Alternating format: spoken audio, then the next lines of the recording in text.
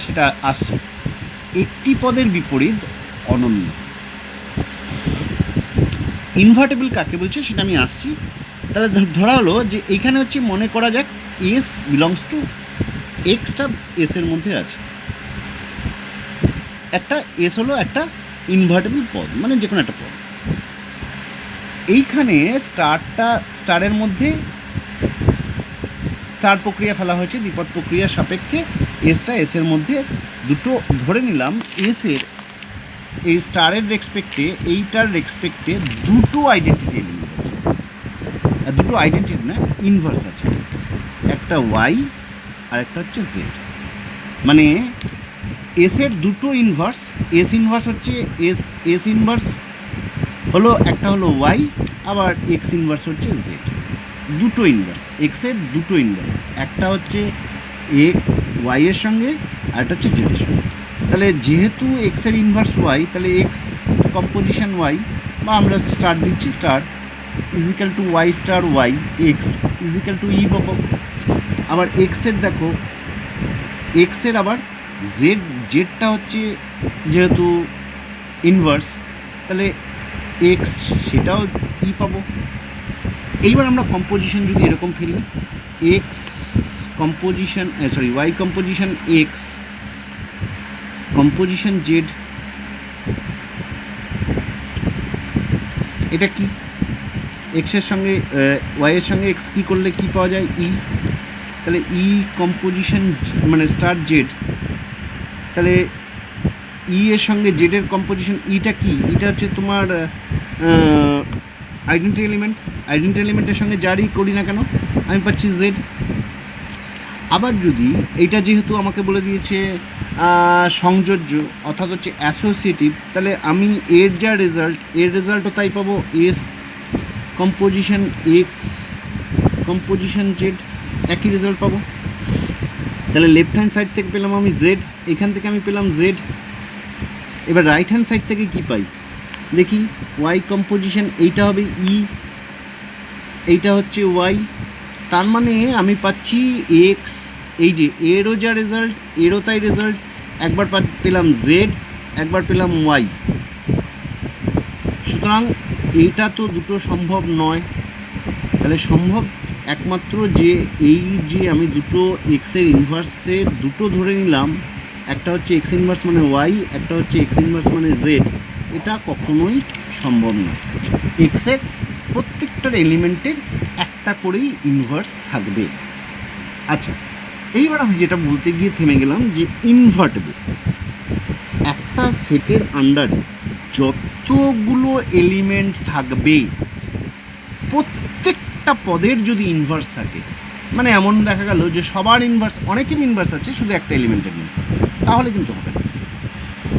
যদি প্রতিটি পদের ইনভার্স থাকে তাহলে তাকে ওই সেটটাকে ওই অপারেশনের আন্ডারে আমি বলবো invertible.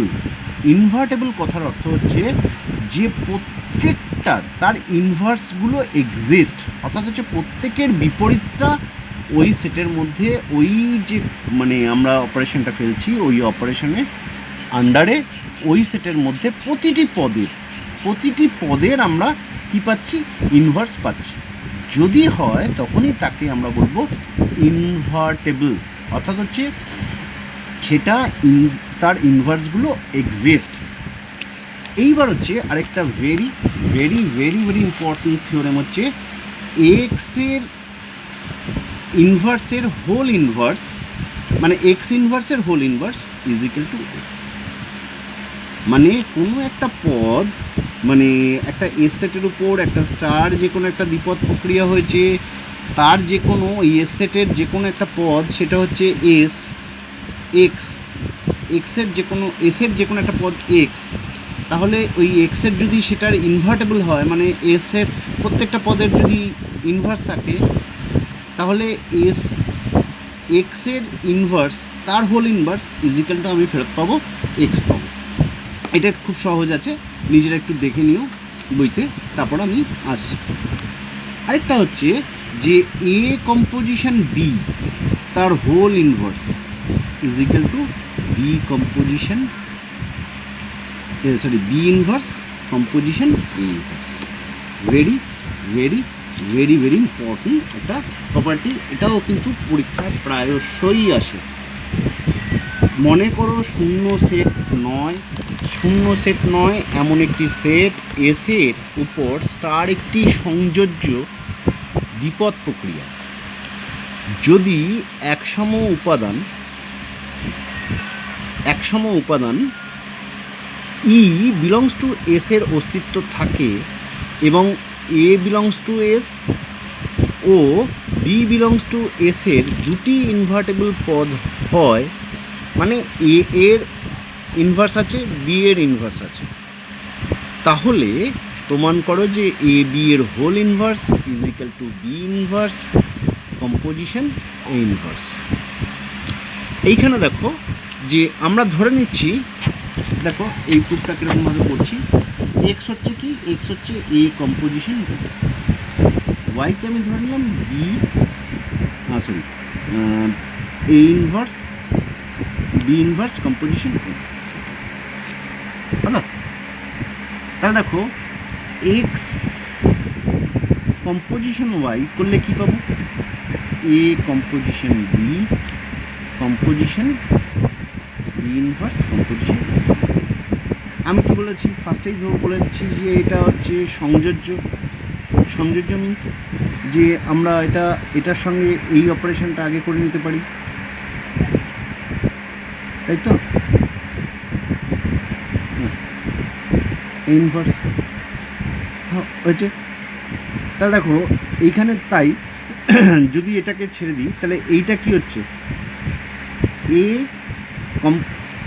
Composition B inverse, B এর ইনভার্স এক্সিস্ট, তার মানে কি এটা কি হলো পাবো, ই পাবো, কেন আমরা কি বলেছি, আর এ এর ইনভার্স এক্সিস্ট, তাহলে এটা কি পাবো, ই পাবো, তাহলে এটা সমান সমান ই, তাহলে এ composition E composition A inverse.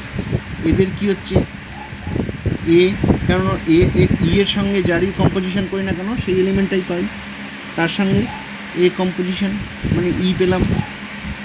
তাহলে দেখছি এক্সটা হচ্ছে কি, এক্স কম্পোজিশন ওয়াই করে আমি কি পেলাম ই, তাহলে আমি কি বলবো এক্সের ইনভার্স কে, এক্সের ইনভার্স হচ্ছে ওয়াই। এক্সের ইনভার্স কোনটা, মানে এটার ইনভার্স পেলাম ওয়াই কে, b composition B inverse composition এ ইনভার্স। এটাকে আরেকটু দেখানো উচিত ছিল মানে ঠিক উল্টোটা করে কমিটেটিভ কিউ না সেটাও দেখিয়ে দেওয়া উচিত ছিল এইটা। তাহলে এইটা করলে কী হবে, বি ইনভার্স কম্পোজিশন এ ইনভার্স কম্পোজিশন কি A composition B inverse B. তাহলে দেখো B inverse composition A inverse composition A composition B, এটা করলে আমি কি পাচ্ছি ই কম্পোজিশন ই, এই দুটোর মধ্যে কম্পোজিশন করলে কি পাবো বি ইনভার্স কম্পোজিশন এটা ইজিক্যাল টু এটা। তাহলে দেখো x composition y is equal to y composition x is equal to e পাচ্ছি।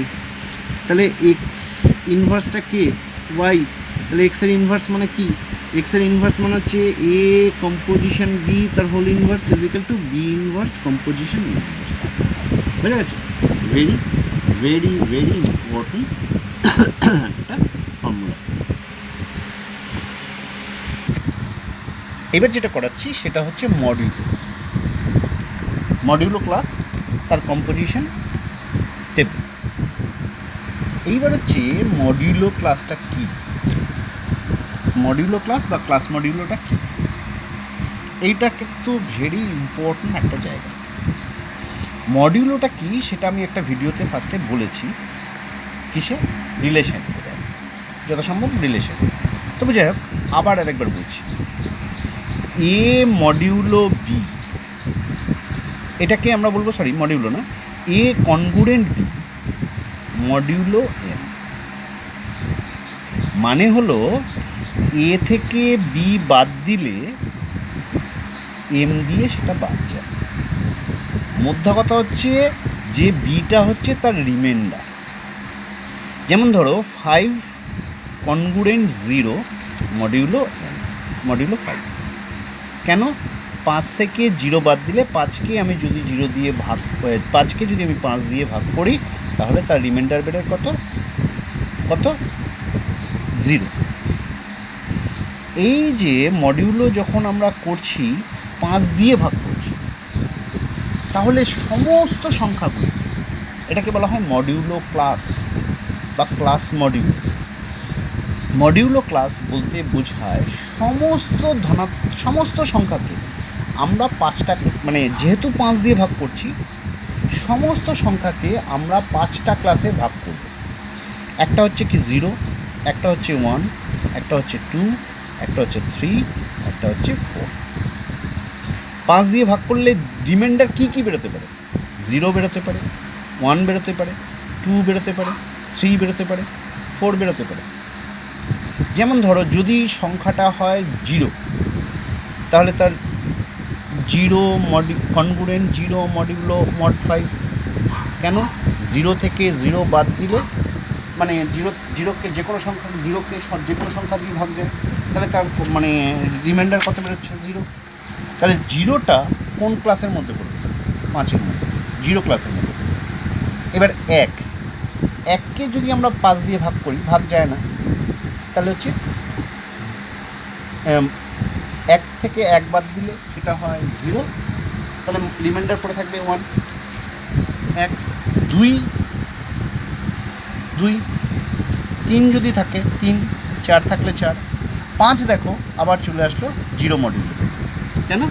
5কে যদি আমরা 5 দিয়ে ভাগ করি তাহলে রিমাইন্ডার বেরোচ্ছে 0। আবার 6কে যদি 5 দিয়ে ভাগ করি রিমাইন্ডার বেরোবে 1। 7কে যদি আমরা ভাগ করি তাহলে এইভাবে 8, 9, আবার 10 কিন্তু আবার চলে আসবে 0 ক্লাস। কেন? যেহেতু আমরা 10কে যদি 5 দিয়ে ভাগ করি তাহলে আমাদের রিমাইন্ডার বেরোবে 0। সিমিলার ওয়েতে 11কে যদি আমরা ভাগ করি 5 দিয়ে তাহলে রিমাইন্ডার বেরোবে কত? 1। 11কে যদি ভাগ করি তাহলে রিমাইন্ডার বেরোবে 1। বুঝা গেছে? এইবার আমাদের যে মডিউলগুলো আছে 11, 12 এরকমভাবে আমাদের পাবো। আরেকবার আমি বলছি যে এ কনগ্রুয়েন্ট বি মডিউলো এম বলতে বোঝায় যে একে এম দিয়ে ভাগ করলে রিমাইন্ডার বেরোবে বি। যেমন ধরো আমি যদি কোনো একটা সংখ্যাকে 3 দিয়ে ভাগ করি, 3 দিয়ে ভাগ করলাম, তাহলে কী রিমাইন্ডার বেরোতে পারে? তাহলে সমস্ত সংখ্যাকে, যতগুলো সংখ্যা আছে সমস্ত সংখ্যাকে আমি 3টে ক্লাসে ভাগ করি। একটা রিমাইন্ডার হচ্ছে 1, 2, 3, 3টে ক্লাসে ভাগ করব। তাহলে এটা হচ্ছে 0 ক্লাস। 0 ক্লাসে যে নাম্বারগুলো পড়বে সেটাকে আমরা বলবো ক্লাস 0 মডিউলো 3। কেন মডিউলো 3? কেন? 3 দিয়ে যেহেতু ভাগ করেছি, 0 ক্লাস, 1 ক্লাস, 2 ক্লাস, 3টে ক্লাসে ভাগ হলো, তাহলে এটা হচ্ছে 0 ক্লাস, 1 ক্লাস, 2 ক্লাস।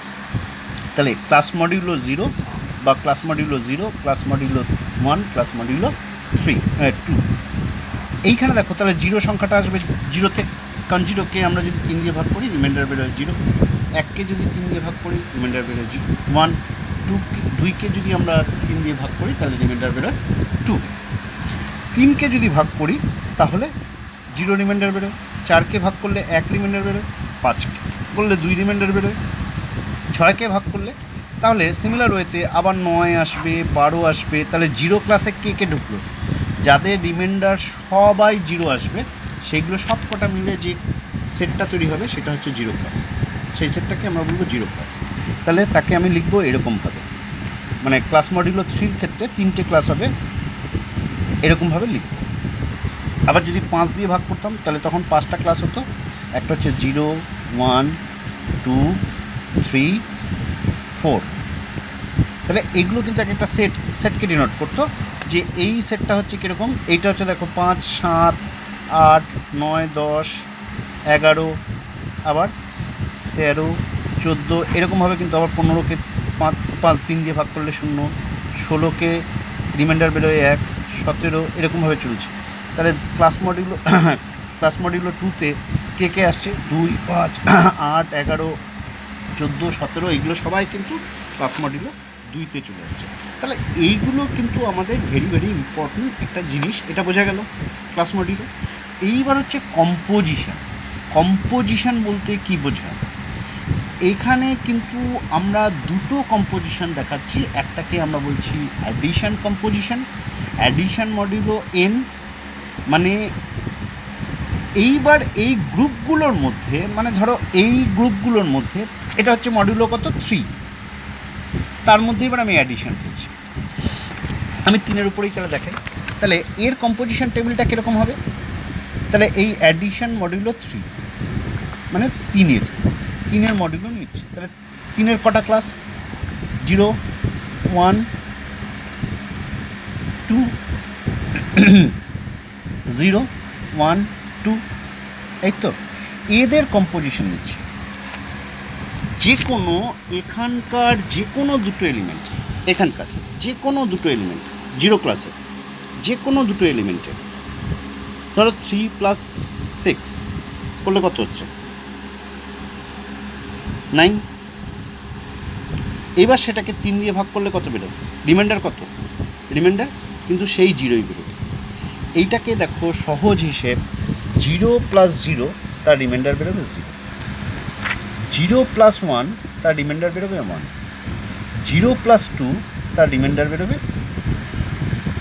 2, 1 + 0 তার রিমাইন্ডার বেরোবে 1, 1 + 1 তার রিমাইন্ডার বেরোবে 2, 1 + 3 1 + 2 হয়ে গেল 3, কিন্তু আমরা 3 দিয়ে যখন করছি, 3 দিয়ে তো 3-এর মডিউলো ক্লাসের উপরে, তো তখন কত হয়ে যাবে? 3 নয়, কিন্তু হয়ে যাবে 0, 0 2 + 1 তখন হয়ে গেল 2, 2 + 1 এটা হয়ে যাবে 3 মানে 3কে আবার তো 3 দিয়ে ভাগ করলে কত রিমাইন্ডার বেরোবে? 0, আবার 2 + 2 মানে 4কে আবার যদি 3 দিয়ে ভাগ করি তাহলে বেরোবে 1। এইটা হচ্ছে কম্পোজিশন টেবিল। এই কম্পোজিশন টেবিলটা আমরা ভালোভাবে আরেকবার দেখি। এইখানে আরেকবার যদি আসি, যেমন হচ্ছে 1 + 0 বললাম, যে কোনো 1 ক্লাসের যে কোনো একটা নাম্বারের সঙ্গে, ধরলাম 6, 7, 7-এর সঙ্গে 0 ধরেছি, 1 + 0 বলেছি, তাহলে 6, এই দুটো যোগ করলে কত হয়? 13, 13কে 3 দিয়ে ভাগ করলে কত বেরোচ্ছে? 3 × 4 = 12, রিমাইন্ডার বেরোচ্ছে 1, তাহলে কনগ্রুয়েন্ট 1, তাহলে সেইটা কিন্তু 1 ক্লাসেই পড়ছে। দেখো 1 ক্লাসেই পড়ছে। দেখবো তাহলে দেখো 1 + 0, 1 + 0 1 পেয়েছি। এবার দেখো 2 + 2 1 পাই কি না?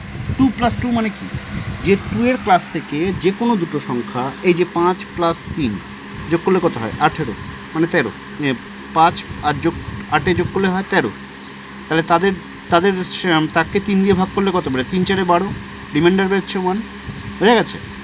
এইবার দেখো 2 + 1 এটার সঙ্গে এটা যদি যোগ করি তাহলে কত হচ্ছে?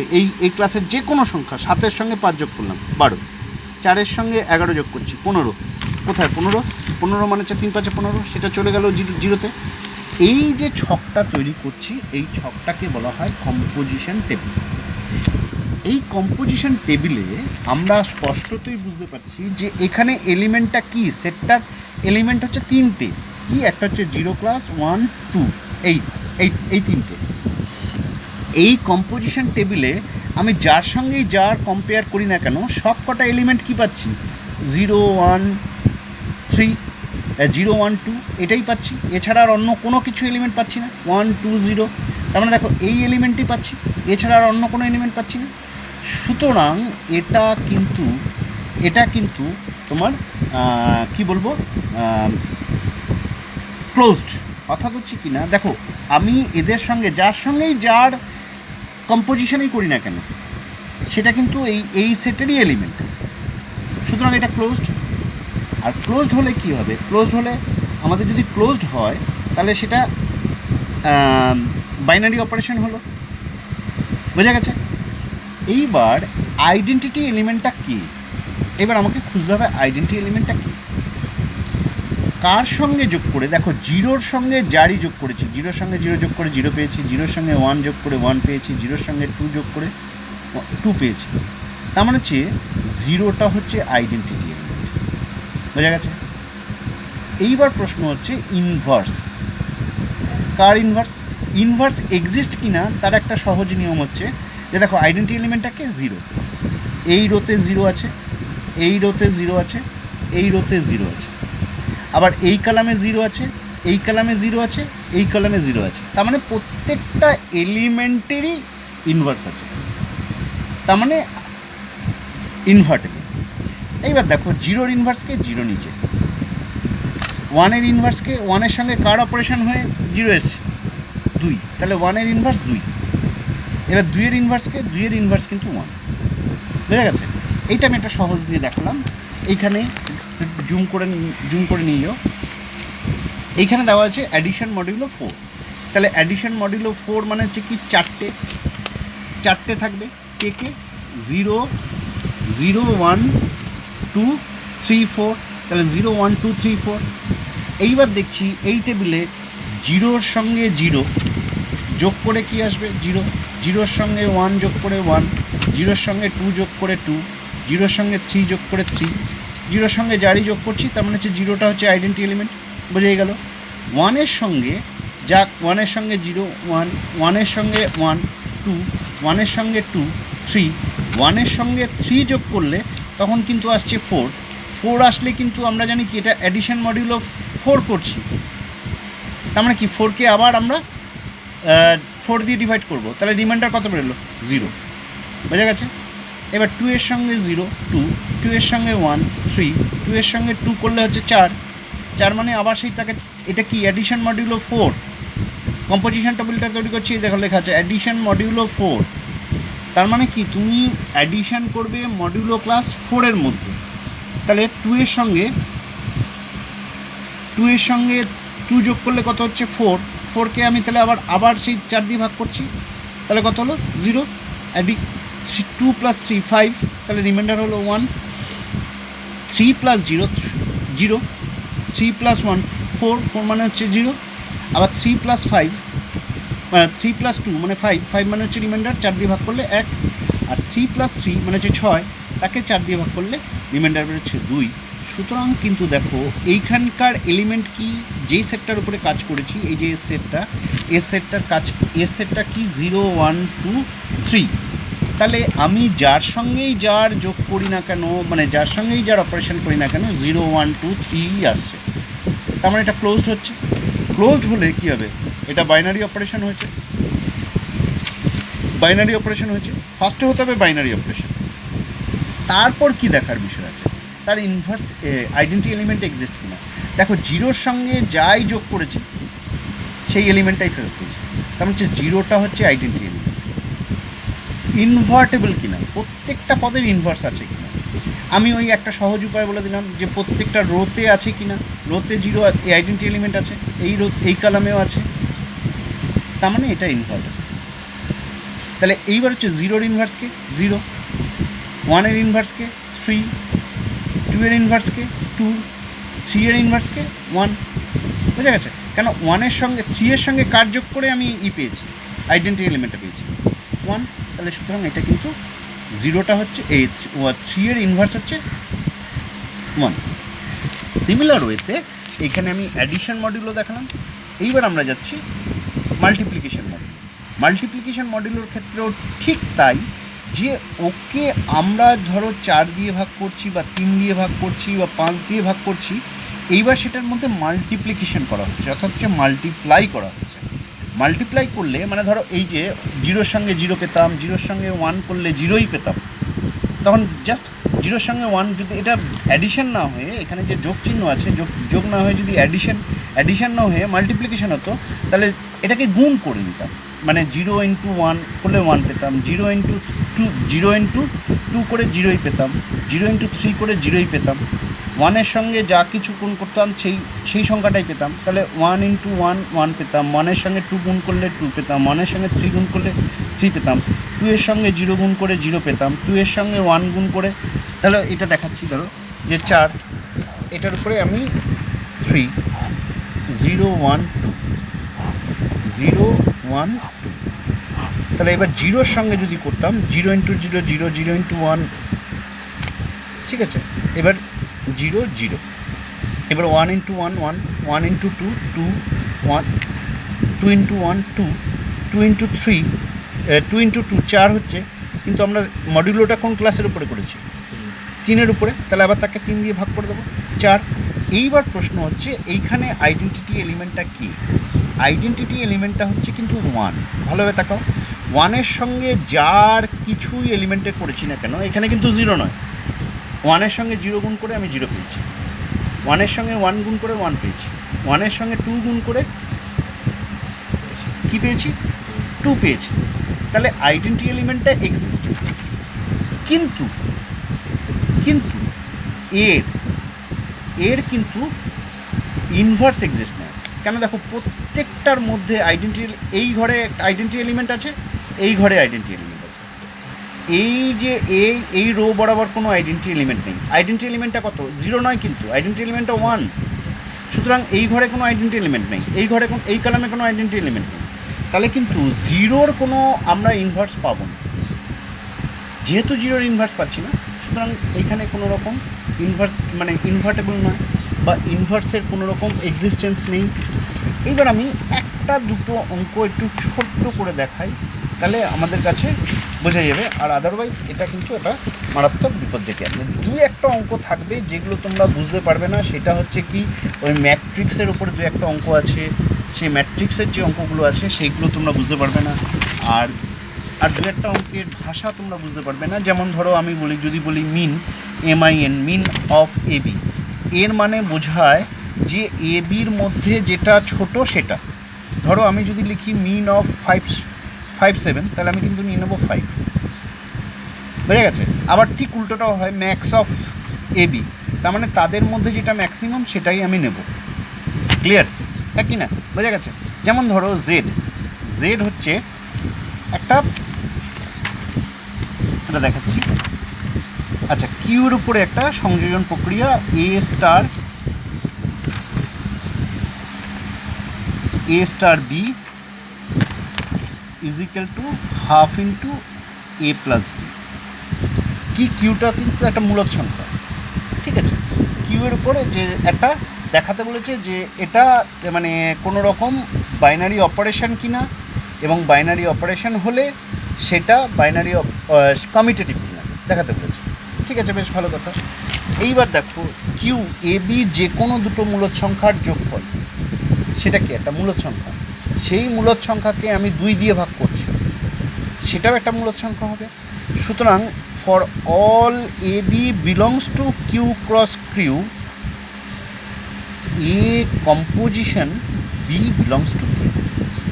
সুতরাং এটা ক্লোজড হচ্ছে ফর অল AB, হ্যাঁ, for all AB belongs to এটা। তার মানে যে কোনো দুটো ABর জন্য আমরা A কম্পোজিশন Bটা কিন্তু কিউতে পাচ্ছি।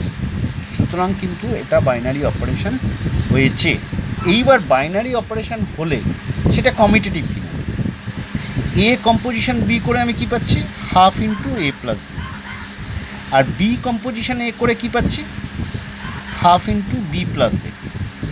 আমরা A প্লাস B মানে যেটা, B প্লাস A মানে সেটাই।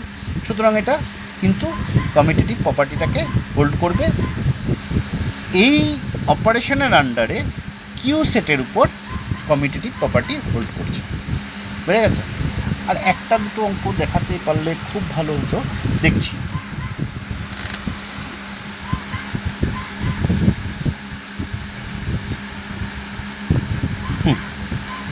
কিউয়ের উপর আরেকটা দিলাম স্টার, মানে একটা কম্পোজিশন দিলাম।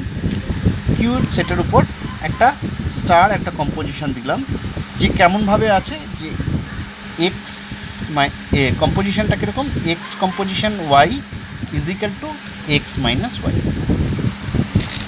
দুটো মূলদ সংখ্যার বিয়োগফল, সেটা একটা মূলদ সংখ্যা। তাহলে for all x y belongs to y Q cross Q, x star y belongs to Q. সুতরাং এটা দ্বিপদ প্রক্রিয়া হবে, কিন্তু এটা কমিউটেটিভ নয়। কেন কমিউটেটিভ নয়?